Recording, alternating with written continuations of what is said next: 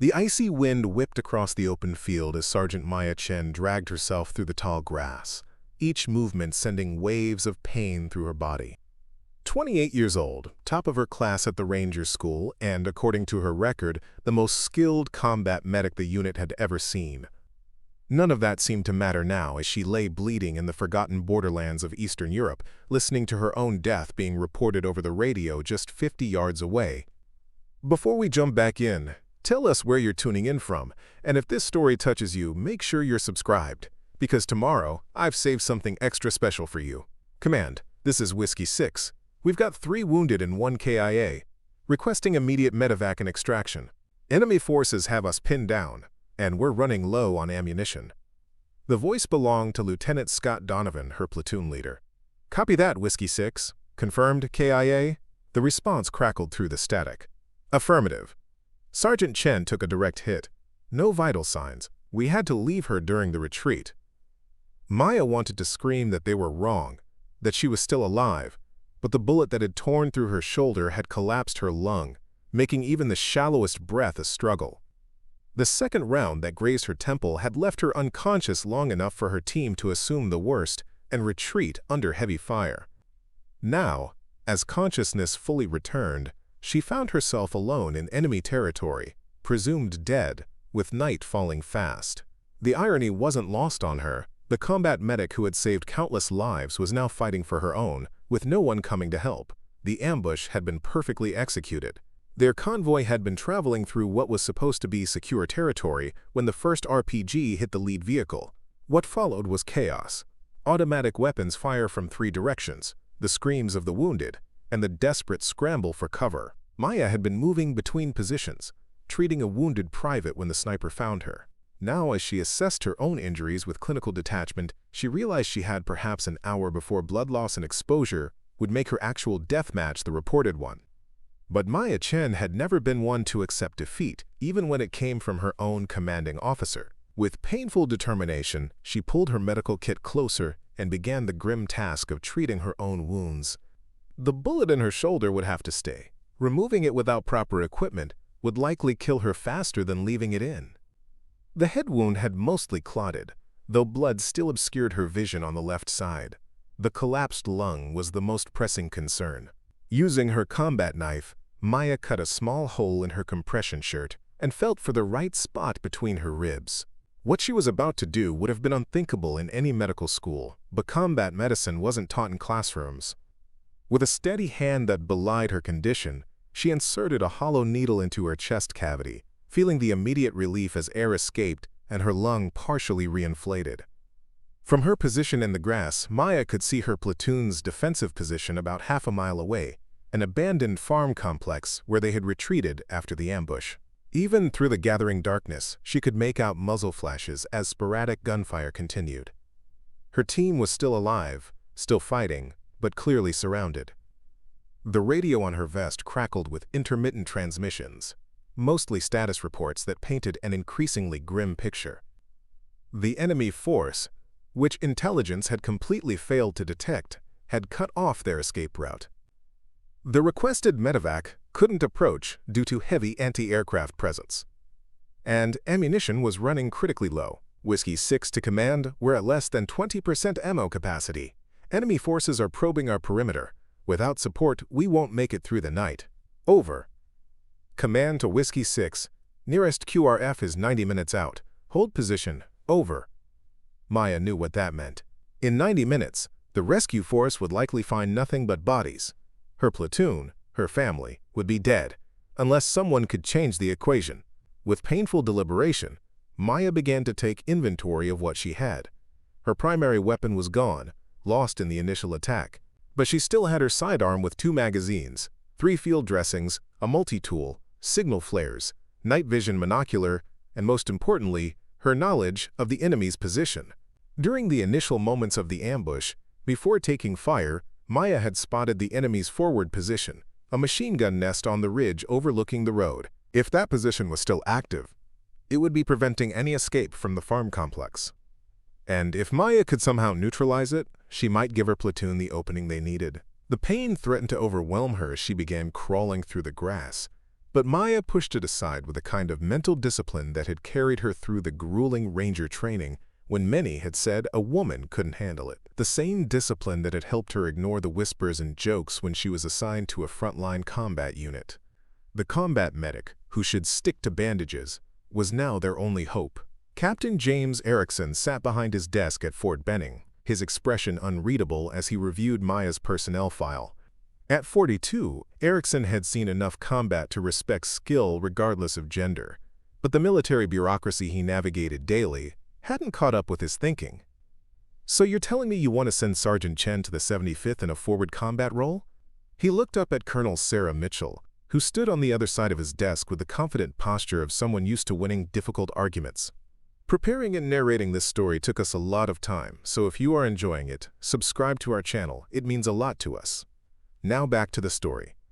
I'm telling you, she's the best combat medic in the program, and her tactical scores are in the top percentile. The fact that we're even having this conversation is exactly why we're losing talent like hers, Mitchell replied. Erickson sighed. The 75th is a different animal, Colonel. It's not about her abilities, which I don't question. It's about unit cohesion. Some of those men have never served alongside women in combat roles. Then it's time they learned, Mitchell said, her voice calm but unyielding. Read her file again, especially the field assessment from her deployment in Syria. She saved 16 men under active fire when their position was overrun. Carried the last one 3 miles with a sprained ankle. Erickson closed the file. And how many more lives will be lost if her presence creates friction within the unit? If orders are questioned in the middle of an operation because someone's hung up on having a female medic. With respect, sir, that's a leadership problem, not a Maya Chen problem. Mitchell's eyes narrowed slightly. And the solution isn't to sideline our best people because others might have outdated views. The conversation had continued in this vein until, eventually, Maya had received her transfer orders, not to the elite unit where her skills were needed, but to a support role at a forward operating base in Eastern Europe. The official reason was strategic personnel allocation. The unofficial reason was written between the lines, "Don't rock the boat." But fate had intervened when her transport flight was rerouted due to weather, landing her at a small airfield where Lieutenant Donovan's platoon was preparing for a reconnaissance mission. Their medic had come down with severe food poisoning, and Maya was the only qualified replacement available on short notice. Donovan had been skeptical but professional. "Sergeant Chen, your record is impressive, but this isn't a typical assignment. We're heading into disputed territory with minimal support. Our mission is to verify reports of unauthorized military activity and return without engagement." Maya had stood at perfect attention, her face betraying none of the excitement she felt at finally being given a real mission instead of the glorified nursing position she'd been assigned. "Understood, sir. I'm combat ready and fully qualified for this operation." Donovan had studied her for a moment before nodding. "Gear up. We move out in 30. What none of them knew was that their intelligence was catastrophically wrong. The minimal presence they were sent to verify was actually a well-equipped forward operating base for special operations troops, complete with anti-aircraft capabilities and mechanized infantry support. Now, as Maya inched her way through the grass toward the enemy machine gun position, she thought about the irony of finally getting the combat assignment she'd wanted, only to be declared dead within the first 24 hours. The pain in her chest was becoming harder to ignore. The makeshift decompression needle was helping her breathe, but each movement sent fresh waves of agony through her body. The blood loss was making her lightheaded, and the temperature was dropping rapidly as night settled fully over the battlefield. Through her night vision monocular, Maya could see that the enemy machine gun nest was manned by 3 soldiers. Their position was well chosen, with clear lines of fire to both the farm complex where her platoon was trapped and the only viable escape route through a narrow valley to the east. Any attempt to evacuate the wounded would be cut down before they made it 100 yards.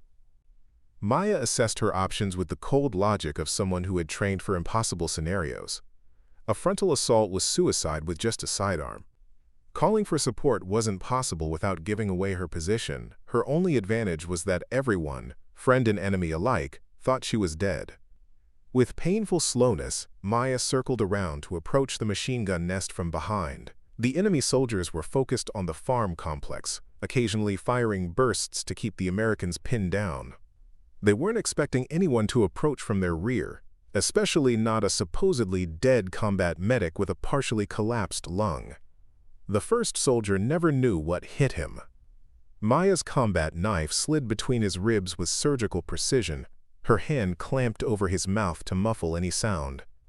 The second soldier turned just in time to see his comrade fall, but before he could raise the alarm, Maya's sidearm coughed once, the sound suppressor doing its job. The third man managed to swing the machine gun around, but he was too slow. Maya's second shot caught him in the throat. For a moment, she stood in the captured position, fighting the darkness that threatened to overtake her vision. The exertion had reopened her wounds, and fresh blood soaked through her makeshift bandages. But she had accomplished the first part of her desperate plan. With hands that were beginning to shake from blood loss, Maya swung the enemy machine gun around and began firing at the other enemy positions she had identified during her approach. The sudden attack from what they thought was one of their own positions created instant confusion among the enemy forces. Keying her radio, Maya broadcast on the platoon frequency. Whiskey 6, this is Chen. I've secured the ridge position. Enemy is disorganized. East route is clear for the next few minutes. Get our people out now. There was a moment of stunned silence before Donovan's voice came through, a mixture of disbelief and hope. Chen? We thought you were... Confirm identity. Sir, it's Sergeant Maya Chen. You called me, Band-Aid, when I boarded the transport. You said you hoped I was as good with a rifle as I was with gauze. Right now, I'm creating a diversion with an enemy machine gun, but I don't know how long I can hold this position. Get our wounded out while they're confused. Through her night vision, Maya could see movement at the farm complex as her platoon began organizing for a rapid evacuation. But she could also see enemy forces regrouping. Realizing they'd lost a critical position, she had minutes, perhaps seconds, before they mounted a counterattack. With grim determination, Maya continued firing at enemy positions, creating the impression of a larger force. She knew each burst of fire was drawing attention to her position, but every second she bought was another second her platoon had to escape with the wounded. The radio crackled again. Chen, we're moving now. Can you displace and join us at Checkpoint Delta? Maya looked down at her blood-soaked uniform and the growing pool beneath her. The adrenaline was fading, and with it, her ability to ignore the severity of her injuries. Negative, sir. I'll cover your withdrawal for as long as possible. That's not acceptable, Sergeant. We don't leave our people behind. With respect, sir, you already did. Maya's voice held no accusation, just the simple statement of fact. Make it count. She could see the convoy of vehicles now, emerging from the farm complex and speeding toward the Valley Pass. Several enemy units were moving to intercept, but they were caught in the open by Maya's fire from the captured machine gun. The effort was draining what little strength she had left. Black spots danced at the edges of her vision, and her hands were becoming clumsy with cold and blood loss. But as long as she remained conscious, she would keep fighting. An enemy mortar round landed 30 yards from her position, showering her with dirt and shrapnel. They had her range now. The next one would be closer. Through her fading vision, Maya saw the last vehicle in her platoon's convoy disappear into the Valley Pass. They had made it. Whatever happened next, she had accomplished her mission.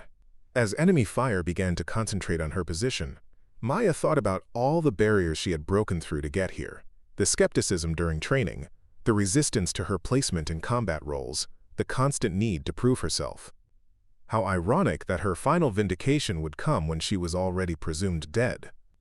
The next mortar round hit just outside the machine gun nest, the concussion slamming Maya against the sandbags. Pain exploded through her body, and darkness crowded the edges of her vision. As consciousness began to slip away, she heard the distinct sound of helicopter rotors cutting through the night air. Not the medevac that couldn't approach earlier, but the heavier thrum of attack helicopters. The quick reaction force had arrived earlier than expected, perhaps drawn by the unexpected firefight at what was supposed to be an enemy-controlled position. Maya's last conscious thought was that she might actually survive this after all, if only to face the paperwork nightmare of explaining how someone officially declared KIA was still filing mission reports. The military hospital at Landstuhl Regional Medical Center in Germany was a world away from the battlefield where Maya had nearly died. 2 weeks after the ambush, she lay in a recovery bed, surrounded by monitors and IV lines, but very much alive. The door to her room opened, and Lieutenant Donovan entered, looking considerably more rested than the last time she had seen him. "They said you were awake," he said, pulling up a chair beside her bed. "How are you feeling?" "Like I was shot," declared Dead. "And then blown up," Maya replied, her voice raspy from the breathing tube that had been removed the day before. "How's the rest of the platoon?" "All alive, thanks to you." Donovan's usually stern expression softened slightly. "What you did?" "I've recommended you for the Silver Star, though some are pushing for higher." Maya shook her head slightly, wincing at the pain the movement caused. "Just doing my job, sir." "Your job was to be our medic, not to single-handedly change the course of a battle after being left for dead." Donovan leaned forward. "I owe you an apology, Chen. I checked your vitals myself after you were hit. There was nothing. No pulse, no breathing. We were under heavy fire, and I made the call to move the wounded who still had a chance. It's the right call, sir. I would have made the same one." Maya meant it. In combat, resources went to those who could be saved. Maybe. But I've been thinking about something else since that night. Donovan's expression became thoughtful. "When I first got word they were sending us a female medic as a last-minute replacement, I was concerned. Not about your qualifications, which were exceptional on paper, but about how it would affect unit dynamics in a high-stress situation." Maya said nothing. She had heard variations of this concern throughout her career. "I realize now that was my failure, not yours," Donovan continued. "The fact is, when everything went to hell, you performed better than anyone could have expected, better than most combat veterans I've served with. And you did it not in spite of who you are, but because of it." Before Maya could respond, the door opened again, and Colonel Mitchell walked in, accompanied by a general that Maya didn't recognize. "Sergeant Chen," Mitchell said with a warm smile. "Good to see you among the living. This is General Blackwood, Theater Commander for European Operations." Maya attempted to salute, but the general waved her off. "At ease, Sergeant. I think you've earned the right to skip a few formalities." He moved to the foot of her bed. "I've reviewed the after-action reports from your platoon's extraction. Remarkable doesn't begin to cover it. Especially considering you were operating with a collapsed lung, significant blood loss, and a concussion." "Thank you, sir," Maya said, unsure what else to add.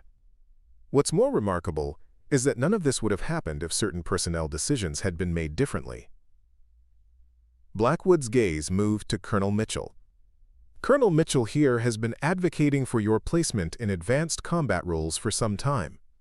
Several officers opposed it, citing concerns about unit cohesion and traditional gender roles in combat situations." Maya kept her expression neutral, though this wasn't news to her. She had been fighting these battles her entire career. "Those officers were wrong," Blackwood stated flatly. "And because they were wrong, we nearly lost an entire platoon and one of our most capable NCOs." He placed a folder on the tray beside her bed. "These are new orders, effective when medical clears you for duty. You're being assigned to the 75th Ranger Regiment as a senior combat medic and tactical advisor. Colonel Mitchell will be your commanding officer." Maya looked at the folder in disbelief. "Sir, the 75th doesn't typically accept women in direct combat roles?" "They do now." Blackwood's expression was firm. "Your actions have opened a door, Sergeant Chen. Your job now is to make sure it stays open for those who follow."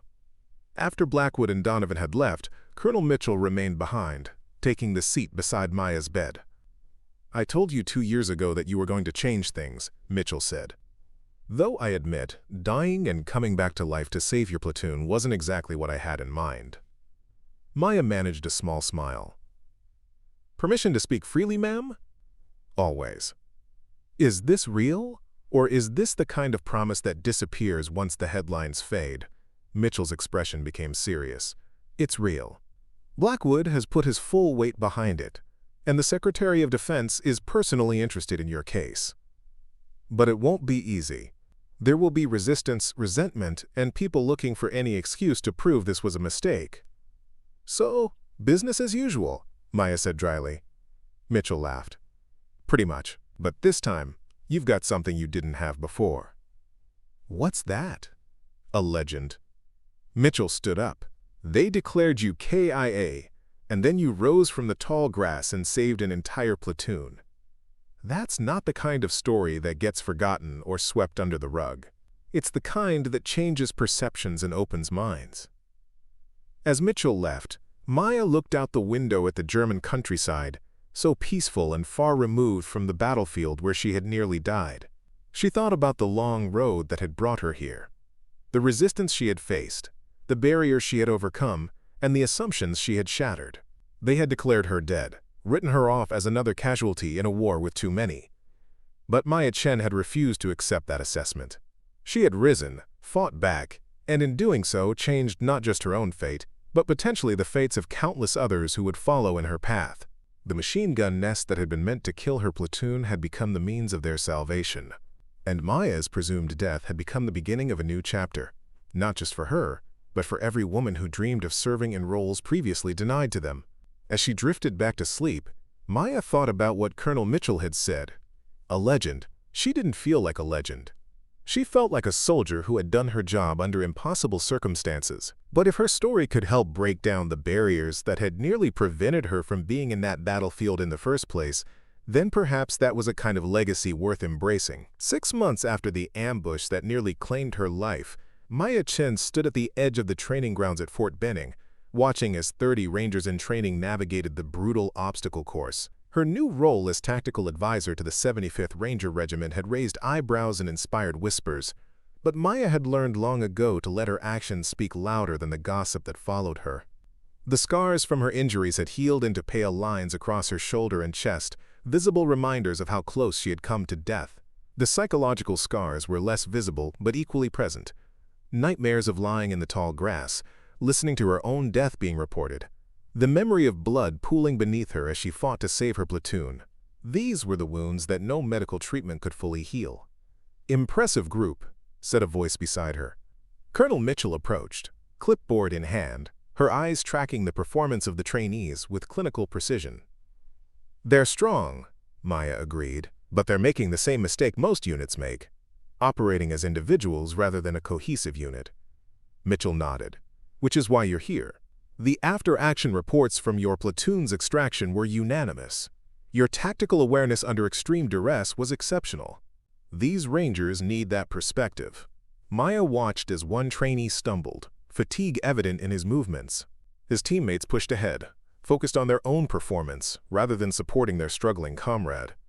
"Permission to intervene, ma'am?" Maya asked. "That's why we're here." Maya moved forward, her voice cutting across the training ground with the authority of someone who had faced death and refused its claim. "Halt!" she called, and the trainees froze, surprised by the interruption. "Reynolds is down, and the rest of you just left him behind. In real combat, that decision costs lives." A tall trainee with sergeant stripes stepped forward, sweat dripping from his face. "With respect, ma'am, in the Rangers, we push through. If someone can't keep up, then you adapt and overcome as a unit." Maya finished for him. "Or did you miss the part where this is team training, not individual glory hunting?" The sergeant's eyes narrowed slightly. "And you would know this how? From your extensive Ranger experience?" There it was. The challenge she had been expecting since her assignment was announced. Maya met his gaze without flinching. "No, Sergeant Ellis. I know this from experience you should hope you never have. When I was declared KIA in Eastern Europe, my platoon did exactly what you just did. They moved on without ensuring I was actually dead. The difference is, they were under enemy fire with limited options." She gestured to the peaceful training ground. "What's your excuse?" Ellis had the good sense to look uncomfortable. The story of Maya's resurrection and single-handed rescue of her platoon had spread through military channels, taking on almost mythical proportions. "No excuse, ma'am," he finally said. "Good. Now go back and run it again. As a team this time." As the trainees regrouped, Colonel Mitchell stepped up beside Maya. "You're not making friends with that approach." "I'm not here to make friends," Maya replied. "I'm here to make sure they understand that real combat doesn't care about ego or tradition. It only cares about results." Mitchell smiled slightly. "And that's exactly why General Blackwood insisted on your assignment, despite considerable resistance from traditional quarters." The traditional quarters Mitchell referred to included several high-ranking officers who had openly questioned Maya's placement in the elite unit. Chief among them was Colonel Victor Harmon, a 30-year veteran with a distinguished service record and a well-known opposition to women in combat roles. Sergeant Chen's experience, while certainly noteworthy, represents an anomaly rather than a basis for policy changes. He had argued during the committee meeting that reviewed Maya's assignment. One exceptional case doesn't justify disrupting established unit dynamics that have proven effective for decades. What Harmon and his supporters failed to recognize was that Maya's case had caught the attention of the civilian leadership at the Pentagon, who saw both the tactical brilliance of her actions and the public relations value of her story. In a time when military recruitment among women was declining, Maya Chen represented a powerful counter-narrative to the perception that combat roles remained effectively closed to female service members. The afternoon's training session concluded with a tactical exercise that put Maya's teachings to the test. The Rangers were divided into two teams, with Maya observing as they conducted a simulated rescue operation in an urban training environment. "Your objective is simple," she told them. "Extract the hostage from the target building while minimizing casualties. You have limited ammunition and 20 minutes before enemy reinforcements arrive." What Maya didn't tell them was that she had modified the standard scenario based on her own experience. The hostage had been instructed to appear severely injured and unable to walk, creating a tactical challenge that would test whether the Rangers had truly absorbed her lessons about leaving no one behind. Team Alpha, led by Sergeant Ellis, was first to attempt the extraction. They moved with impressive precision through the mock village, neutralizing threats and securing their perimeter. When they reached the hostage, however, they faced the dilemma Maya had created. "Sir is down with multiple injuries," reported their medic. "We need a stretcher, or at least 2 men to carry him out." Ellis assessed the situation quickly. "We don't have time for a stretcher. Johnson, Williams, you're on transport. The rest of us will provide cover." The adjustment meant reduced firepower for their exit, but Ellis had made the correct call, prioritizing the rescue while adapting their tactical approach. As they successfully extracted the hostage within the time limit, Maya felt a small surge of satisfaction. Perhaps her message was getting through after all. Team Bravo's attempt was less successful. When faced with the same scenario, their leader chose to send the medic and a single guard with the injured hostage, while maintaining maximum firepower for the main element. The divided force was quickly overwhelmed by the role players acting as enemy combatants.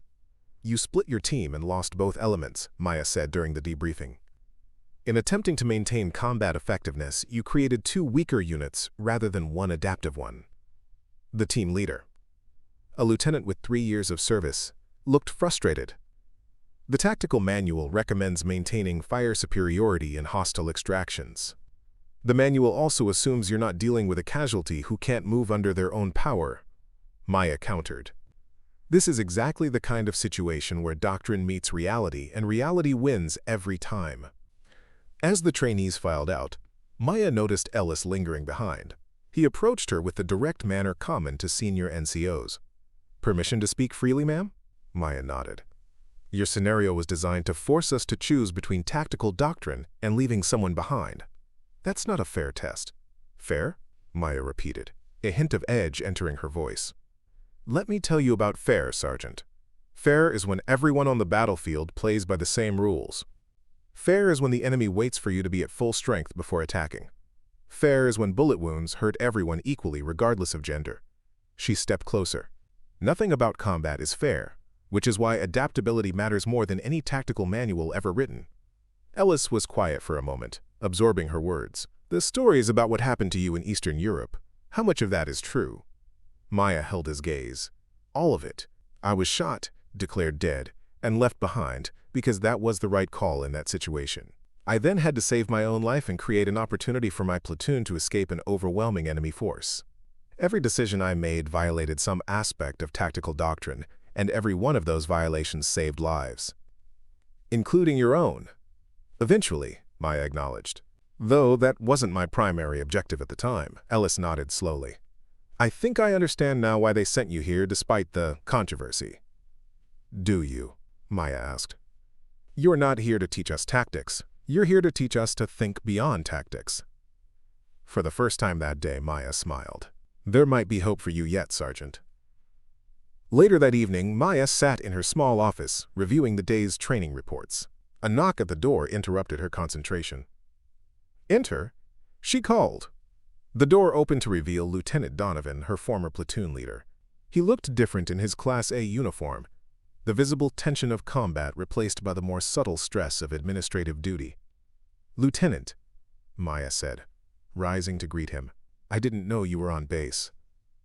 Just arrived this morning. I've been assigned to the training cadre for the next rotation. He hesitated. And it's captain now. Congratulations, sir. Donovan waved off the formality. We've shared too much for that, Maya. I think we can drop the sir when it's just us. Maya gestured to the chair across from her desk, and Donovan sat down, looking slightly uncomfortable. I heard about your assignment here, he said. Word is, you're shaking things up with the Rangers. Just doing my job, Maya replied. Though not everyone appreciates my methods. That doesn't surprise me. The Rangers have traditions older than both of us combined. Change doesn't come easily. He paused. But sometimes it comes whether we want it or not. Maya studied him, sensing there was more to this visit than casual conversation. What brings you to my office, Captain? Donovan reached into his briefcase and pulled out a folder. This came across my desk yesterday. I thought you should see it before it becomes official. Maya opened the folder to find a formal recommendation for the Distinguished Service Cross, the second highest military decoration awarded for extreme gallantry and risk of life in actual combat with an armed enemy force. For actions during the Eastern Europe extraction, Donovan explained. General Blackwood pushed it through personally. Maya stared at the document, emotions warring within her. Pride at the recognition, certainly, but also a strange discomfort. Her actions that night had been born of desperation and survival instinct, not some noble concept of heroism.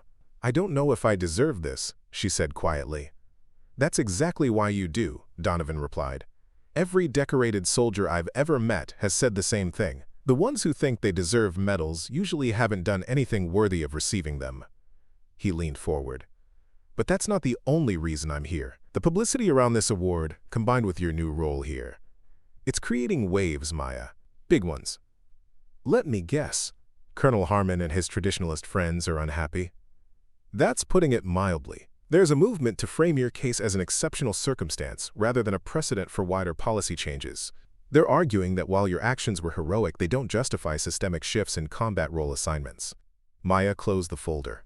And what do you think? Donovan was quiet for a moment, choosing his words carefully. I think that when you saved our platoon that night, you weren't thinking about policy implications or gender barriers. You were thinking about your people and the mission. And that's exactly why this matters so much. Because it proves that when everything is on the line, what matters isn't gender or tradition, it's competence and courage. He stood to leave. The awards ceremony is next month. Brass from all branches will be there, along with media. Whatever you choose to say will be heard by a lot of people. After Donovan left, Maya remained at her desk, thinking about the implications of what he had shared. The award would shine a spotlight not just on her actions but on the larger questions about who belonged in combat roles and who didn't. It would make her a symbol in a debate that had been ongoing for decades. The pressure of that responsibility settled on her shoulders like a physical weight. Maya had never sought to be a standard-bearer for policy changes or a challenge to military tradition. She had simply wanted to serve to the best of her abilities, to use her skills where they were most needed. Now, it seemed, her personal choices had become political whether she wanted them to be or not. The following morning brought a new challenge. Maya arrived at the training grounds to find Colonel Harmon himself observing the day's exercises. His presence a clear message that her work was now under scrutiny from the highest levels. Sergeant Chen. He greeted her, his tone professionally neutral. I've heard interesting reports about your training methods. Colonel. Maya replied with appropriate respect. I hope those reports have been positive. They've been noteworthy. Harmon gestured to the Rangers preparing for the day's evolution. I understand you've been emphasizing adaptability over established doctrine. I've been emphasizing the integration of doctrine with real-world experience, sir. The battlefield rarely conforms to textbook scenarios. Harmon nodded slowly. A valid perspective. However, there's a reason we have established tactical doctrine, Sergeant. It provides a common framework that allows units to function cohesively under stress. With respect, sir, doctrine that prioritizes rigid adherence over situation-appropriate adaptation costs lives. I've seen it firsthand. Yes, your experience in Eastern Europe has become quite the talking point. Harmon's expression remained neutral, but his tone carried a hint of dismissal. One exceptional circumstance doesn't invalidate decades of proven tactical approaches. Maya felt a flash of frustration, but kept her response measured. Sir, exceptional circumstances are exactly what our forces face in modern combat environments. The enemy doesn't fight according to our doctrine. They exploit the gaps in our thinking and the rigidity in our responses. For a moment, Harmon's facade cracked, revealing a glimpse of the real reason for his visit. Let me be direct, Sergeant. Your presence here is being watched closely by people who believe your assignment is driven more by politics than military necessity. Your performance, and the performance of those you train, will either validate or refute that belief. The challenge was clear. Maya was being tested, not just on her ability to train Rangers, but on whether her inclusion in this elite unit would strengthen or weaken its effectiveness. Understood, sir, she replied. Perhaps you'd like to observe today's exercise. The scenario might be instructive. Harmon nodded. That's why I'm here. The day's training evolution was a complex extraction scenario, similar to the one Maya had run previously, but with additional complications. The Rangers would need to navigate a hostile environment with limited resources, locate and secure a high-value target, and extract under active opposition. As the teams prepared, Maya gathered them for a final briefing. She was acutely aware of Harmon's presence but refused to alter her approach to appease his traditional viewpoint. Today's scenario will test everything we've worked on, she told the assembled Rangers. You'll face situations where doctrine and reality collide. When that happens, remember, the mission comes first, but how you accomplish that mission matters. We don't measure success just by achieving objectives, but by how we achieve them. She met Ellis's gaze. A team that abandons its own isn't a team worth being part of. The exercise began, and Maya watched alongside Harmon as the Rangers moved through the simulated combat environment. They encountered the challenges she had built into the scenario: equipment failures, unexpected resistance, a casualty situation that demanded creative problem-solving. To her satisfaction, the teams responded with exactly the kind of adaptive thinking she had been emphasizing. When standard approaches failed, they improvised. When team members struggled, others adjusted to support them. They maintained tactical discipline while demonstrating the flexibility that real combat demanded. Even Harmon seemed impressed, though he masked it well. They're performing at a high level, he acknowledged as the exercise concluded. They're performing as Rangers should, Maya corrected gently. Elite, not just in their physical capabilities or tactical knowledge, but in their ability to adapt and overcome while maintaining unit integrity. Harmon studied her for a moment. You genuinely believe your approach improves combat effectiveness? I know it does, sir, because I've seen what happens when we prioritize doctrine over reality. People die unnecessarily. As the Rangers debriefed the exercise, Sergeant Ellis approached Maya and Harmon. Ma'am, sir, he said, rendering appropriate courtesies. The team would like to demonstrate something we've been working on, if you have time. Curious, Maya nodded. Proceed. Ellis led them to an adjacent training area, where the rest of his team had assembled. Without preamble, they launched into a demonstration of a modified extraction technique, one that Maya recognized as an adaptation of both standard doctrine and her own experiences in Eastern Europe. They moved with precision and coordination, showcasing an approach that maintained tactical integrity while addressing the weaknesses Maya had identified in traditional methods. It was a seamless integration of established protocol and innovative thinking, exactly the balance she had been advocating. When they finished, Ellis faced Maya and Harmon. "We call it the Phoenix Protocol, sir, ma'am, for when standard approaches aren't sufficient." The name's significance wasn't lost on Maya. Phoenix, the mythical bird that rises from the ashes, just as she had risen from the tall grass after being declared dead. These rangers had not only absorbed her tactical lessons but had honored the experience that informed them. Even Harmon seemed moved by the demonstration. "Impressive, Sergeant." "Very impressive indeed." Later, as the day's training concluded, Harmon pulled Maya aside. His expression had softened slightly from the rigid skepticism he had displayed earlier. "I may have misjudged the situation, Sergeant Chen," he said, surprising her with his candor. "While I still have reservations about certain policy implications, I cannot deny the effectiveness of your training methods." Maya accepted the partial concession with grace. "Thank you, sir. Though I should clarify that I'm not advocating for abandoning doctrine, only for ensuring that it serves the mission rather than constraining it." Harmon nodded thoughtfully. "A nuanced position, and perhaps a wiser one than I initially gave you credit for." He paused. "I understand you're to receive the Distinguished Service Cross next month." "Yes, sir. It's well deserved." His tone became reflective. "In my 30 years of service, I've seen many decorations awarded, but few that were as unquestionably earned as yours." As Harmon departed, Maya was left to consider the impact of the day's events. She had faced direct scrutiny from one of her most powerful critics and had demonstrated the value of her approach not through argument but through results. The Rangers under her guidance had not only adapted to her methods but had embraced them, creating innovations that honored both tradition and progress. It wasn't total victory. She harbored no illusions that one demonstration would change decades of entrenched thinking. But it was progress, another step on the path that had begun when she rose from the tall grass, declared dead but determined to live and to save her comrades. That night, as Maya prepared her reports on the day's training, she found herself reflecting on the journey that had brought her here. From the skepticism she had faced during her initial training, to the near-death experience in Eastern Europe, to her current role shaping the tactics of the Army's elite forces, each step had been marked by resistance, doubt, and the persistent question of whether she belonged. Yet each step had also been marked by her refusal to accept limitations imposed by others, her determination to prove her value through actions rather than arguments. The Phoenix Protocol was more than a tactical innovation. It was a symbol of how the military itself could rise from the ashes of outdated thinking, emerging stronger and more effective. Tomorrow would bring new challenges, new skeptics, new barriers to overcome. But tonight, Maya Chen allowed herself a moment of quiet satisfaction. They had declared her KIA, but she had risen to save her platoon. They had questioned her place among the elite, but she had proven her worth beyond doubt. And in doing so, she had begun to change not just tactics but the very culture of the institution she had sworn to serve.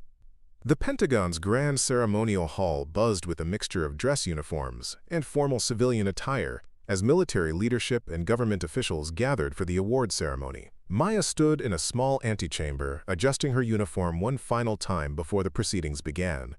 The Distinguished Service Cross Medal waited in its case, a tangible symbol of valor that still felt somehow unearned in her mind. "Nervous?" Colonel Mitchell asked, appearing at her side in full dress uniform, ribbons and medals highlighting a distinguished career. "Not about the ceremony," Maya admitted. "But about what comes after?" Mitchell nodded in understanding. "Your speech. It's become quite anticipated." In the weeks leading up to the ceremony, word had spread that the Phoenix of Eastern Europe, as some had taken to calling her, would deliver remarks after receiving her medal. The military community was divided on what Maya might say. Would she use the platform to advocate for policy changes, or would she keep her comments safely apolitical? "I've rewritten it a dozen times," Maya said. "Finding the right words is harder than taking that machine gun nest was." Mitchell smiled. "That's because bullets only go in one direction. Words ricochet in ways we can't control." A young aide appeared at the door. "2 minutes, Sergeant Chen." As Maya moved toward the entrance to the main hall, Mitchell placed a hand on her shoulder. "Whatever you say out there, remember this. You've earned the right to say it. Not just because of what you did in Eastern Europe, but because of who you've proven yourself to be every day since." The ceremony itself passed in a blur of formality and tradition. General Blackwood read the citation detailing Maya's actions, the circumstances of her death, her self-administered medical treatment, her capture of the enemy position, and her covering fire that allowed her platoon to escape. The words, clinical and official, somehow failed to capture the desperation and determination of those moments in the tall grass. When the medal was pinned to her uniform, Maya felt the weight of it, not just physically, but symbolically. This decoration wasn't just for her, it was for every soldier who had ever been underestimated, overlooked, or dismissed, because they didn't fit someone's preconception of what a warrior should be. Then came the moment she had been both anticipating and dreading: the invitation to speak. Maya approached the podium, acutely aware of the diverse audience before her. In the front row sat members of her former platoon, including Captain Donovan. Behind them were rows of generals and admirals, policymakers, and Pentagon officials. And scattered throughout were the faces of female service members, many of whom had traveled specifically to witness this moment. Distinguished guests, fellow soldiers, Maya began, her voice steady despite her racing heart. I stand before you today not because of exceptional heroism, but because of something far more ordinary: the will to survive and the commitment to protect those who serve alongside me. She paused, looking out at the audience. The citation you just heard describes actions that sound extraordinary, but every soldier in this room would have done the same if placed in similar circumstances. The difference is, until recently, many wouldn't have been given the opportunity to be in those circumstances in the first place. Maya could sense the subtle shift in the room's atmosphere, a tightening of attention, a collective holding of breath as her direction became clear. I've been asked many times how I found the strength to continue fighting after being declared dead. The truth is, I've been fighting that particular battle my entire military career. Her gaze swept the room, making brief but meaningful eye contact with Colonel Harmon, who sat rigid in the third row. Every time I was told I wasn't strong enough, fast enough, or tough enough, not because of my performance, but because of preconceptions about who I was, I had to rise up and prove otherwise. Every time policy or tradition was used to limit where I could serve or what roles I could fill, regardless of my qualifications or capabilities, I had to find a way forward despite those limitations. Maya touched the medal now pinned to her chest. This honor recognizes a single night of combat, but that night was made possible by years of refusing to accept artificial limitations that had nothing to do with combat effectiveness and everything to do with resistance to change. She could see some uncomfortable shifting among the older officers, but she also noticed the intent focus of others, particularly the younger officers and the women in uniform. The machine gun nest I captured that night wasn't just an enemy position. It was a metaphor for the barriers that have kept qualified soldiers from serving where their skills are most needed. And just as I turned that position against those who had established it, I believe we must transform the barriers of tradition into gateways of opportunity. Maya's voice gained strength as she continued. This isn't about lowering standards or changing what makes our military effective. It's about recognizing that effectiveness is enhanced by diversity of thought, experience, and perspective. It's about acknowledging that courage, commitment, and capability aren't determined by gender or any other demographic factor. She looked directly at her former platoon members. When I was left for dead in the tall grass, it wasn't because of discrimination or bias. It was the right tactical decision based on the information available. But when I rose up to save my platoon, I demonstrated something that shouldn't need demonstrating: that the will to fight, the intelligence to adapt, and the courage to sacrifice are human qualities, not male ones. Maya took a breath, approaching the most crucial part of her message. The Distinguished Service Cross I received today honors actions that saved lives. But the greatest honor would be if those actions helped save more lives in the future, not just by inspiring individual courage, but by inspiring institutional courage. The courage to evolve.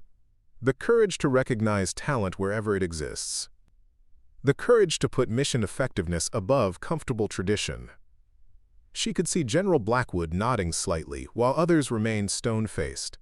But Maya wasn't speaking to convince the already convinced or to confront the immovably opposed. She was speaking to the uncertain middle, those open to change but cautious about its implementation. In combat, adaptability often means the difference between victory and defeat, between life and death. The same is true for our military as an institution. We must adapt not to satisfy political agendas or social trends, but to become more effective at our core mission, defending our nation and its interests. Maya concluded with words she had carefully considered. I rose from the tall grass not because I was exceptional, but because I refused to accept that my death was inevitable. I fought not because I was fearless, but because others depended on me. And I stand here now not to demand change, but to invite it, one soldier, one unit, one policy at a time. The applause that followed was not thunderous, but it was sincere. As Maya stepped away from the podium, she caught glimpses of various reactions. Pride on Mitchell's face, thoughtful consideration from Blackwood, undisguised skepticism from Harmon, and something else from the female service members scattered throughout the audience. A kind of determined hope that reminded Maya why her words mattered. The reception that followed the ceremony was a blur of handshakes, congratulations, and carefully phrased comments that revealed more about the speaker's position than their words directly stated. Maya navigated the political waters with the same tactical awareness she had brought to combat, sensing allies and adversaries with equal clarity. "Quite a speech," said a voice behind her. Maya turned to find Colonel Harmon, drink in hand, studying her with an expression that mixed respect with lingering skepticism. "Thank you, sir," Maya replied, uncertain whether his comment was meant as praise or criticism. "You're either very brave or very naive," Harmon continued. "Possibly both." "May I ask which part of my speech prompted that assessment?" Harmon took a sip of his drink. "The part where you suggested that military effectiveness should drive policy rather than tradition. It's a reasonable position in theory, but dangerously simplified in practice." Maya considered her response carefully. This wasn't a hostile confrontation, but a genuine, if challenging, exchange of views. "With respect, sir, I believe the simplification is in assuming that tradition and effectiveness are always aligned." "And you believe they're not?" "I believe they should be constantly evaluated against each other," Maya said. "Traditions that enhance our effectiveness should be preserved. Those that limit it should be reconsidered." Harmon studied her for a moment. "You know, when I first heard about your assignment to the Rangers, I was among those who opposed it. Not because I doubted your individual capability. Your record spoke for itself even before Eastern Europe, but because I believed the disruption to unit cohesion would outweigh any benefit." He glanced across the room to where Sergeant Ellis was conversing with other Rangers who had traveled to support Maya. "I may have been wrong about that. The Phoenix protocol your trainees developed has shown promise in preliminary field tests." It was as close to an acknowledgement of error as a senior officer like Harmon was likely to make, and Maya recognized it as such. "Thank you, sir. Though I can't take credit for the protocol itself. That was Ellis and his team building on concepts we discussed.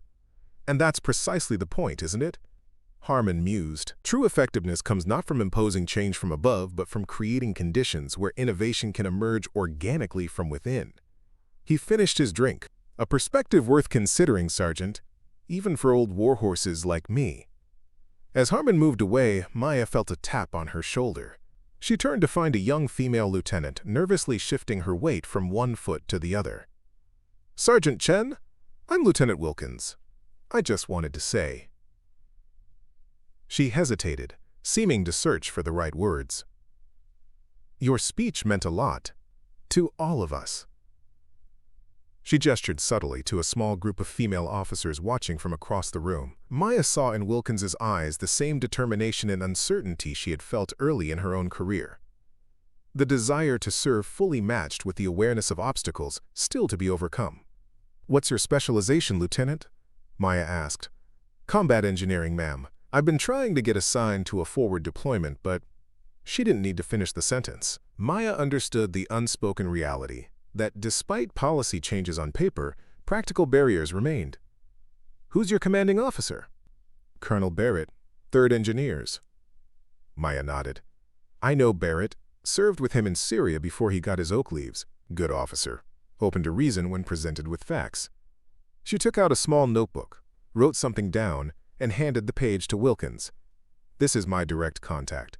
If you're still facing resistance in 2 weeks, let me know. Wilkins's eyes widened slightly. I couldn't ask you to. You didn't ask, Maya interrupted gently. And this isn't about special treatment. It's about ensuring qualified personnel are placed where they can be most effective. That's all I've ever advocated for. As the reception continued, Maya found herself engaged in similar conversations, some challenging, others supportive, all substantive in ways that suggested her words had landed with the impact she had hoped for. Not universal agreement, but thoughtful engagement with the principles she had outlined. Near the end of the evening, General Blackwood approached her, his expression unreadable. Walk with me, Sergeant, he said, gesturing toward a quiet balcony overlooking the Potomac. Once they were alone, Blackwood spoke with the directness of a man accustomed to making consequential decisions. Your speech has accelerated certain conversations that were already underway at the highest levels. Some of those conversations concern your future. Maya maintained her professional composure. Sir, you're being considered for a new position, Special Advisor on Combat Integration to the Joint Chiefs.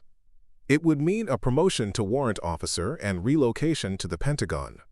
The offer was unexpected and significant, a position that would place Maya at the center of policy discussions affecting combat roles throughout the military. It was also, she immediately recognized, a political move as much as a recognition of her capabilities. May I speak freely, sir? Blackwood nodded. Is this position being created to give the appearance of progress, while containing the actual impact of that progress? Because if so, I would respectfully decline. The general's expression shifted to one of grudging respect, direct as always. No, it's not a containment strategy, though some would prefer it to function that way. It's a recognition that policy changes need to be informed by actual combat experience, not just theoretical arguments from either side. He looked out over the darkened river. The military is changing, Sergeant Chen, not just because of political pressure or social trends, but because warfare itself is changing. The future belongs to those who can adapt fastest, think most creatively, and utilize every advantage available, including the full range of talent within our ranks. Maya considered his words carefully. And you believe I can contribute to that adaptation? I know you can. You already have. Blackwood turned to face her directly. Your actions in Eastern Europe saved lives in the immediate term, but your advocacy since then, tempered by practical experience and focused on combat effectiveness, has the potential to save many more in the future. He extended his hand. The choice is yours, of course. You've earned the right to determine your own path forward. But if you want to transform what happened in that tall grass into lasting change, this position would give you the platform to do so. Later that night, in the quiet of her hotel room, Maya sat with a weighty decision before her. The metal case lay open on the desk, the Distinguished Service Cross gleaming in the dim light. Beside it was the formal offer letter for the new advisory position, a role that would take her away from direct training and into the realm of policy and politics. Her phone buzzed with a message from Sergeant Ellis. Team wanted you to know, Phoenix Protocol approved for field integration. Your impact continues. Congratulations, ma'am.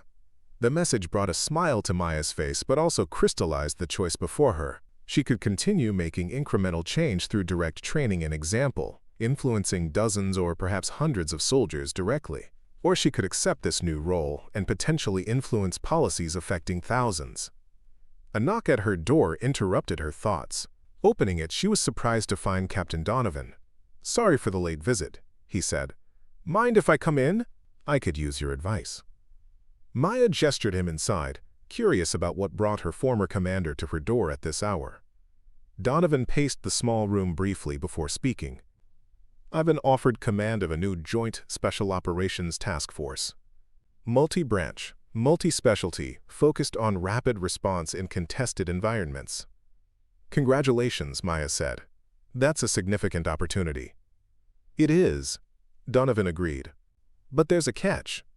I've been asked to select my own command team, and the brass made it clear they expect diverse representation in those selections. His expression showed his discomfort. I'm not opposed to the concept, but I don't want to make selections based on demographic targets rather than capability. Maya understood the dilemma immediately. You're worried about creating the perception that certain team members were chosen for political reasons rather than merit. Exactly. And that perception could undermine unit cohesion before we even begin operations. He looked at her directly. How do I balance the legitimate goal of expanding opportunity with the equally legitimate goal of building the most effective team possible? The question cut to the heart of the issues Maya had been grappling with since her return from Eastern Europe. It wasn't a simple matter of right versus wrong, but a complex balancing of valid considerations that sometimes seemed in tension with each other. What if you're approaching this from the wrong angle? She suggested. Instead of seeing diversity as a constraint on building the most effective team, what if it's actually an enabler of effectiveness? Donovan looked skeptical. Explain. The most challenging environments require adaptability and innovative thinking, Maya said, echoing points from her speech. Teams with diverse perspectives and experiences tend to find solutions that homogeneous teams miss. It's not about lowering standards to achieve diversity. It's about recognizing that diversity itself can be a standard of effectiveness. She continued, warming to the topic. When we were pinned down in Eastern Europe, what saved us wasn't just firepower or tactical doctrine. It was unconventional thinking. My approach to the situation from an angle the enemy wasn't expecting. That kind of advantage multiplies when you have people who see problems from different perspectives because of their varied backgrounds and experiences. Donovan considered this. So you're saying I should look for candidates who bring unique capabilities or perspectives regardless of their demographic profile. I'm saying you should recognize that sometimes those unique perspectives are shaped by experiences that correlate with demographics, Maya clarified. The key is to focus on the capabilities and potential contributions, not the categories. And how do I ensure the team itself understands that distinction? Maya smiled slightly. The same way you make them understand any other aspect of the mission. Clear communication, consistent standards, and visible results. People respect capability when they see it in action. Donovan nodded slowly, the tension in his expression easing. You know, you should be having these conversations at a much higher level than with a newly promoted captain. Funny you should mention that, Maya replied, gesturing to the offer letter on her desk. As she explained the Joint Chiefs advisory role to Donovan, she found her own thoughts clarifying. The hesitation she had felt earlier was dissolving, replaced by a growing sense of purpose and possibility.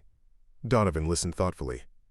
It's a significant step away from the direct combat roles you fought so hard to access.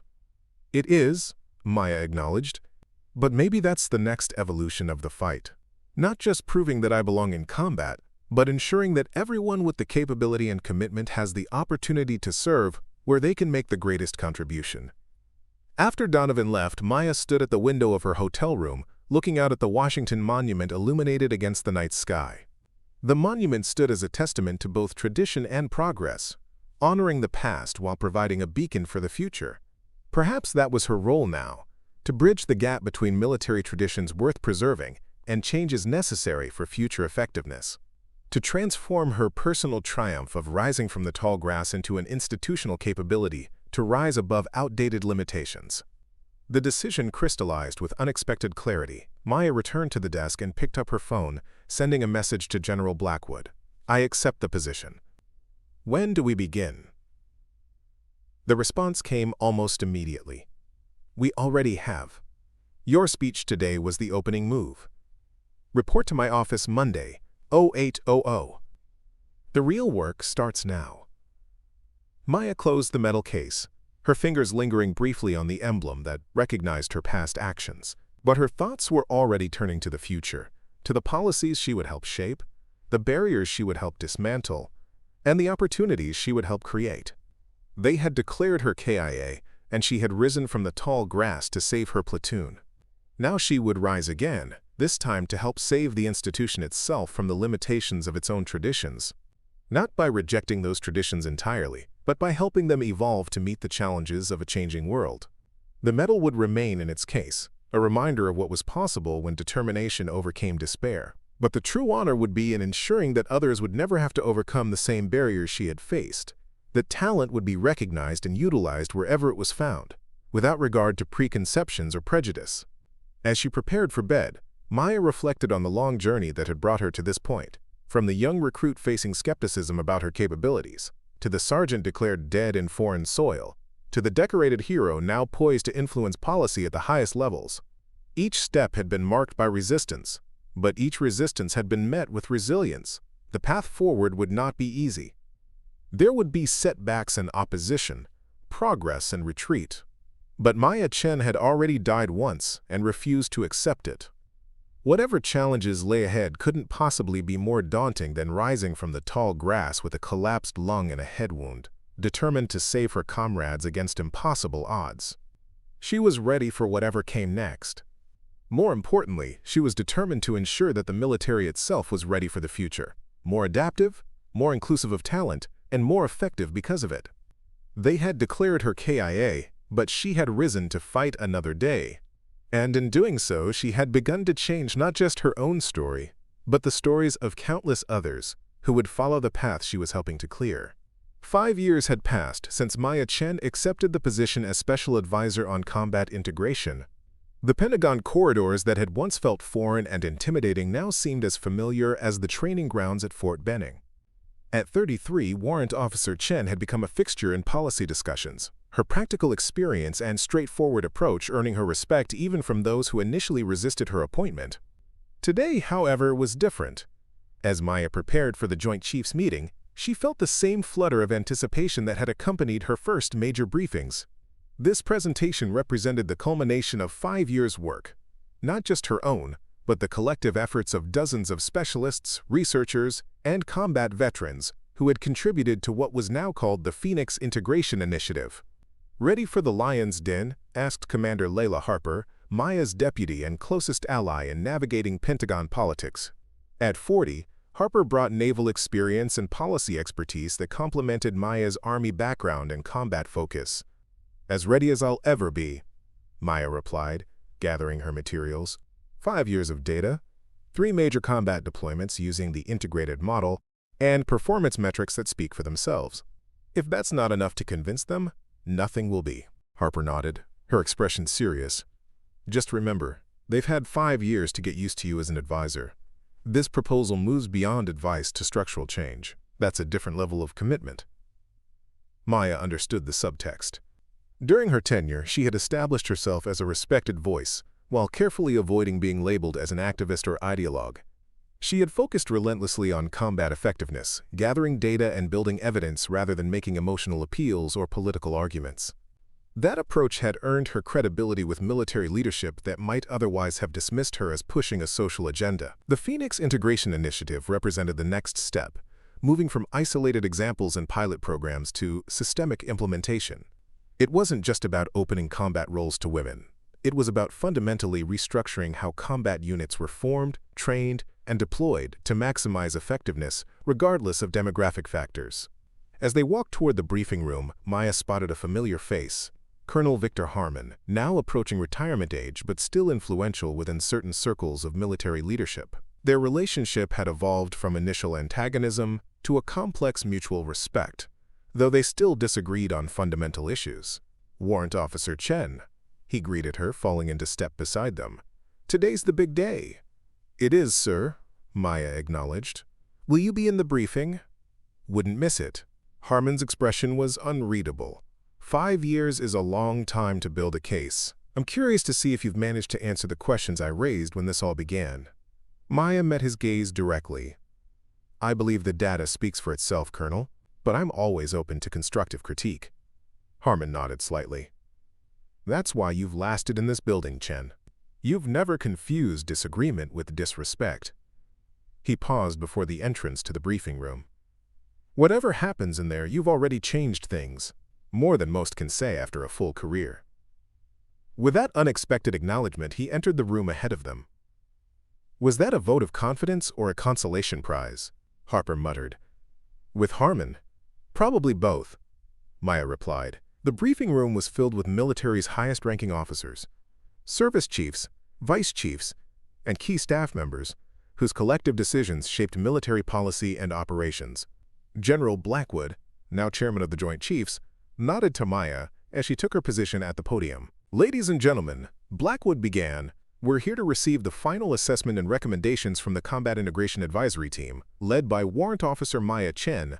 As you know, this initiative has been gathering data and testing integration models for 5 years. Today we'll hear their findings and proposed implementation framework. He turned to Maya. "Warrant Officer, the floor is yours." Maya activated the display screen behind her, showing the Phoenix Initiative logo, a stylized phoenix rising above a battlefield, gender-neutral, and focused on the symbolism of transformation rather than identity politics. Thank you, General Blackwood. Distinguished leaders, I present to you today not just the culmination of 5 years' research, but evidence of what many of us already knew from experience, that combat effectiveness is driven by capability, training, and cohesion, not by demographic profiles. She moved through the initial slides efficiently, highlighting the methodology and scope of their research. Over 3,000 combat personnel across all branches, multiple deployment environments, diverse mission parameters, and rigorous. The data consistently shows 3 key findings. Maya continued, advancing to the core of her presentation. First, integrated units with standardized physical and tactical requirements showed no statistical difference in mission success rates compared to traditional units. Second, in scenarios requiring adaptive problem-solving and diverse tactical approaches, integrated units actually outperformed traditional units by a margin of 12 to 18%. And third, the key predictor of unit effectiveness was not demographic composition, but leadership quality and training methodology. The room remained professionally attentive, with occasional note-taking but little visible reaction. Maya had expected this. These were leaders trained to process information dispassionately before forming judgments. But numbers tell only part of the story, she said, shifting to the next phase of her presentation. The real test comes in actual combat situations. Over the past 3 years, we've deployed experimental integrated units in 3 major operations: Operation Mountain Shield in Central Asia, the Coral Sea Crisis, and most recently, the Levant Stabilization Mission. Maya displayed mission data from each operation, highlighting specific instances where integrated units had performed critical functions. In the Levant mission, Phoenix Team Alpha was tasked with extracting a high-value intelligence asset from a hostile urban environment. When the primary extraction route was compromised, Specialist Rivera, one of our female combat engineers, identified an alternative approach through infrastructure that male team members couldn't physically access due to size constraints. This adaptation not only secured the asset but avoided a potential ambush that had been set along the expected route. Similar examples followed, each illustrating not just that integrated units could perform effectively, but that diversity of physical attributes and problem-solving approaches created tactical advantages in complex environments. As Maya concluded the evidence portion of her briefing, she noted subtle shifts in the room's atmosphere. Skeptical expressions softening, engaged note-taking increasing. She had their attention. Now came the challenging part, moving from evidence to implementation. Based on these findings, the Phoenix Initiative recommends a 3-phase implementation framework, Maya explained, displaying the proposed timeline. Phase 1 establishes standardized capability requirements for combat roles based on actual mission demands rather than traditional expectations. Phase 2 creates integration training protocols to address unit cohesion and operational efficiency. Phase 3 implements full integration across eligible combat units with ongoing assessment and adjustment. This was where resistance typically emerged, not at the level of evidence, but at the logistics of implementation. Maya had anticipated the concerns and addressed them methodically: training requirements, infrastructure adaptations, deployment considerations, and most importantly, leadership development to ensure successful integration. The Phoenix model isn't about lowering standards or filling quotas, she emphasized. It's about aligning standards with actual combat requirements and ensuring that every position is filled by the most qualified individual available, regardless of demographic factors. As Maya concluded her formal presentation, the room remained silent for a moment before General Blackwood opened the floor for questions. The first came from Admiral Jensen, Chief of Naval Operations. "Warrant Officer Chen, your data is compelling regarding tactical effectiveness, but what about the long-term impacts on unit cohesion and morale? 3 years of deployments isn't necessarily indicative of sustainable integration." Maya had expected this question. "Admiral, we specifically tracked cohesion metrics over time, and found that after initial adjustment periods averaging 4 to 6 weeks, integrated units established cohesion levels comparable to traditional units. More importantly, by the second deployment cycle, these units showed lower rates of internal conflict and higher rates of mission focus than control groups. She advanced to a supporting slide.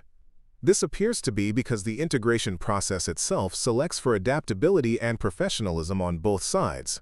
Those who cannot adjust effectively self-select out of the process or are identified during training phases. The questions continued for nearly an hour, probing every aspect of the research and recommendations. Maya fielded each one with the confidence of someone who had anticipated the concerns and prepared thoroughly. But the most challenging question came from an unexpected source. "Colonel Harmon, Warrant Officer Chen," he said, his voice carrying the weight of decades of experience. "Your presentation addresses the capabilities and performance of integrated units under controlled conditions and in specific deployment scenarios. But combat is inherently chaotic and unpredictable. How can you assure this body that the Phoenix model will hold up when everything goes wrong, when units are under maximum stress with minimal support?" The room went quiet.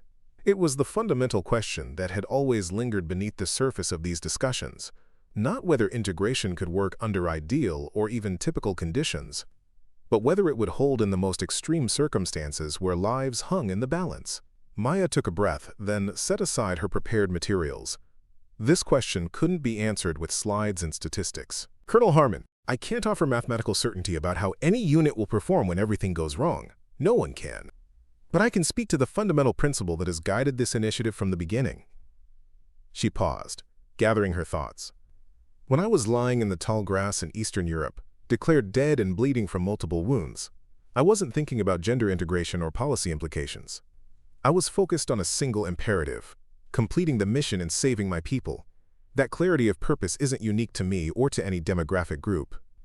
It's what defines those who are truly qualified for combat roles." Maya looked around the room, making eye contact with each service chief. The Phoenix model isn't about forcing integration where it doesn't belong. It's about removing artificial barriers to selecting the best possible person for each position. When everything goes wrong, when units are under maximum stress with minimal support, what matters isn't the demographic profile of the team, but their capability, training, and commitment. She turned back to Harmon. "5 years ago, you questioned whether my experience was an anomaly that proved the rule rather than a reason to change it.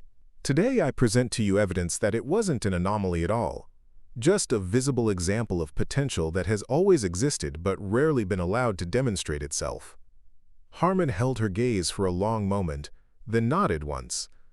Not necessarily in agreement, but in acknowledgement of the response's merit. As the briefing concluded, General Blackwood thanked Maya and announced that the Joint Chiefs would review the full proposal and provide a formal response within 30 days. It was the expected outcome. Major policy changes were never approved on the spot, especially ones with implications across all service branches. Maya gathered her materials, feeling the unique mixture of exhaustion and anticipation that followed major presentations. She had done everything possible to make the case. Now it was in the hands of those with the authority to implement it, or to shelve it. Commander Harper joined her as she left the briefing room. "That was masterful," she said quietly. "Especially the response to Harmon. I don't think I've ever seen him rendered speechless before." Maya smiled slightly. "He wasn't speechless. He was thinking." That's actually more valuable. As they walked toward their office, Maya's aide approached with an urgent message. "Ma'am, the Secretary of Defense would like to see you. Immediately." Maya and Harper exchanged glances. Direct requests from the Secretary outside the normal chain of command were rare and typically significant.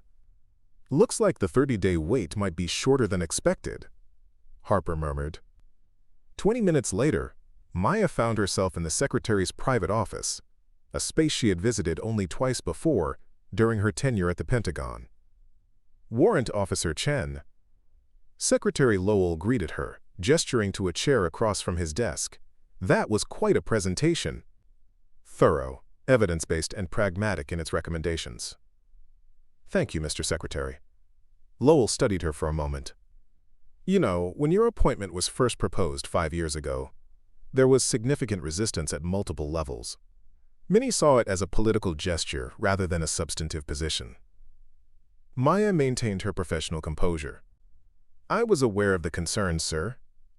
And yet here we are, 5 years later, with a comprehensive initiative that has the potential to fundamentally reshape our combat operations." He leaned back in his chair. "That's quite an evolution from being declared KIA in Eastern Europe." "The mission remains the same, sir," Maya replied. "Enhancing our combat effectiveness by utilizing all available talent appropriately." Lowell nodded. "Which brings me to the reason I asked to see you. The Phoenix Initiative is going to face significant challenges, even with Joint Chiefs' approval. Implementation across all branches, managing resistance at multiple levels, ensuring consistent standards. It's a massive undertaking. We've developed detailed implementation plans for each phase, sir." "Yes, I've reviewed them." "Impressive work." Lowell leaned forward. "But plans are only as effective as the people leading their implementation. The Phoenix Initiative needs a director with both the technical knowledge and the moral authority to guide it through the inevitable challenges." Maya began to understand where the conversation was heading. "Sir, are you suggesting—" "I'm not suggesting, Warrant Officer Chen. I'm informing you that when, not if, the Joint Chiefs approve this initiative, you will be promoted to the rank of Major and appointed as the first Director of the Phoenix Integration Command, reporting directly to the Joint Chiefs with cross-branch authority for implementation." The offer was far beyond anything Maya had anticipated.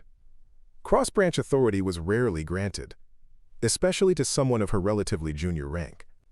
More significant was the clear indication that the Secretary had already decided to support the initiative regardless of any remaining resistance. "That's a significant responsibility, Mr. Secretary." "It is," Lowell agreed, "and one that few would be qualified to handle. But you've spent 5 years building credibility with leadership across all branches. You focused consistently on effectiveness rather than ideology. And perhaps most importantly, you embody the very principle at the core of the initiative, that capability and commitment matter more than category."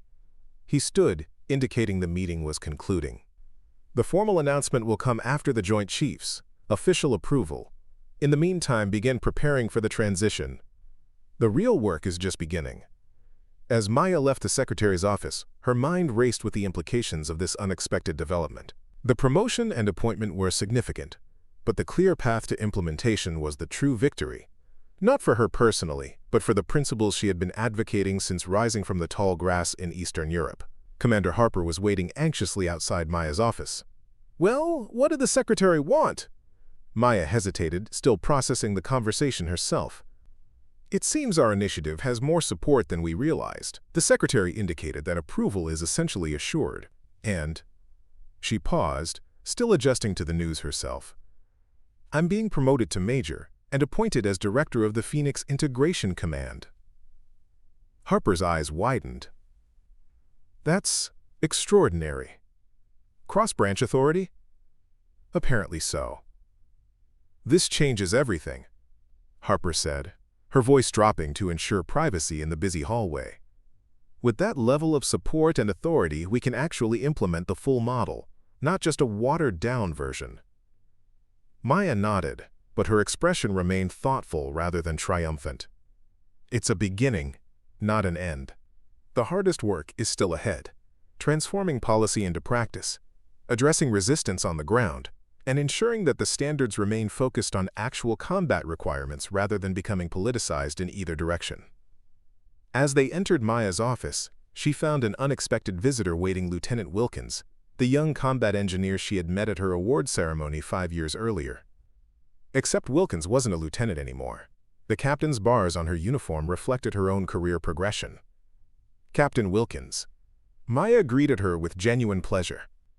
"I didn't know you were at the Pentagon." "Just temporarily, ma'am," Wilkins replied. "I'm here with the 10th Mountain Division Engineering Contingent for the Joint Training Conference. But when I heard you were presenting the Phoenix Initiative today, I wanted to stop by." She paused. "Your advice 5 years ago changed my career trajectory. I got that forward deployment assignment, and it led to everything that followed." Maya smiled, remembering their brief interaction at the reception.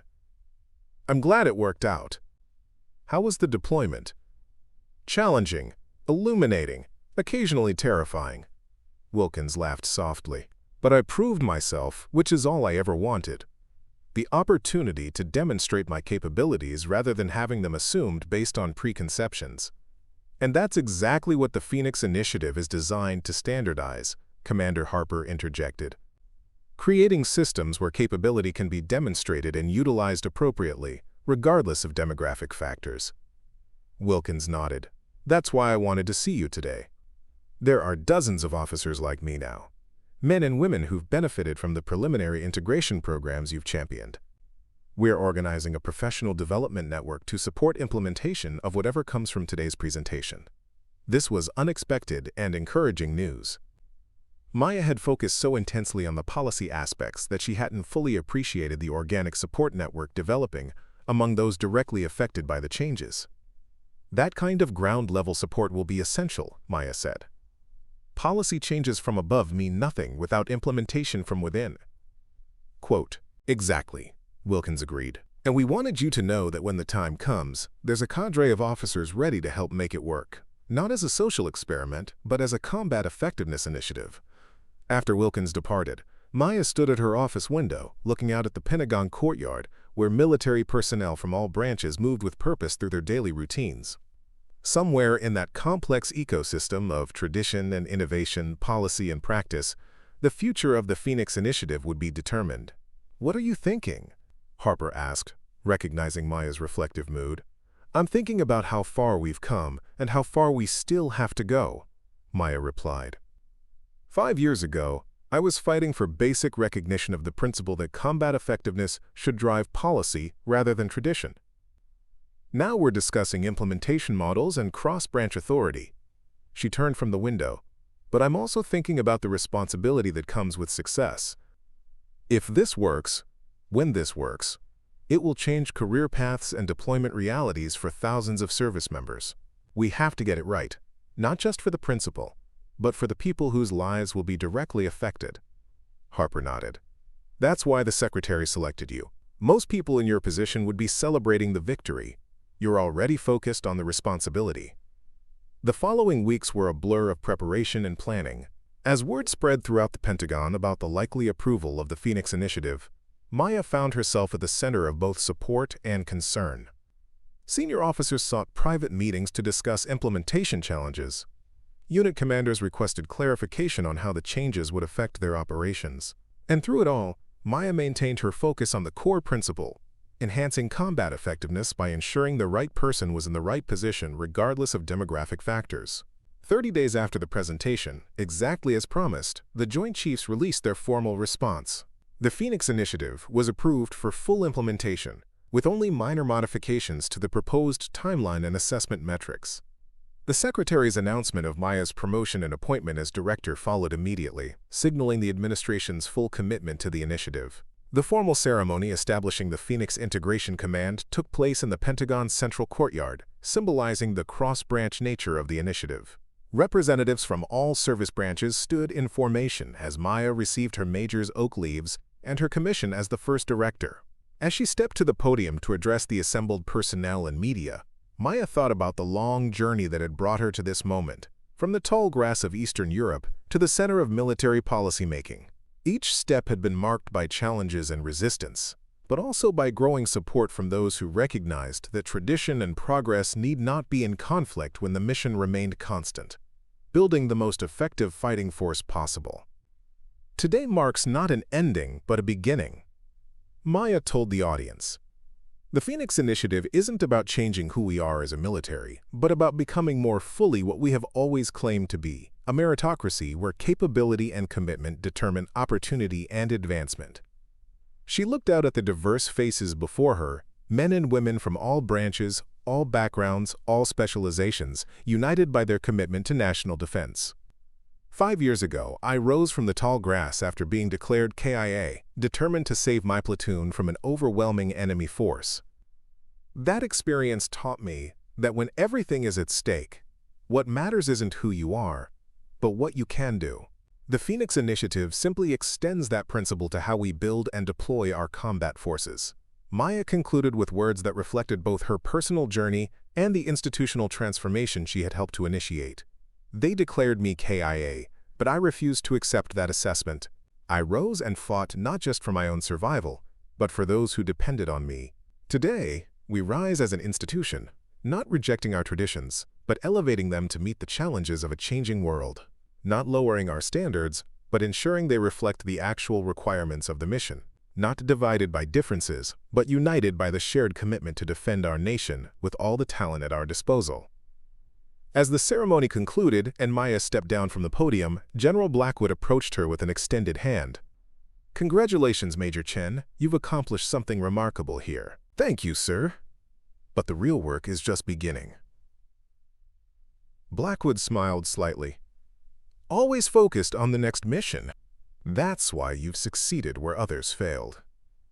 He glanced around at the dispersing crowd. "You know, when I first supported your appointment 5 years ago, I believed in your capability but had doubts about whether the institution was ready for the changes you represented. I was wrong about that. The military is more adaptable than even those of us who lead it sometimes recognize." Maya nodded. "Adaptability has always been our greatest strength. We just needed to apply it to ourselves as well as to our operations." As the general departed, Maya found herself momentarily alone in the courtyard, the weight of her new rank and responsibility settling on her shoulders. The path ahead would not be easy.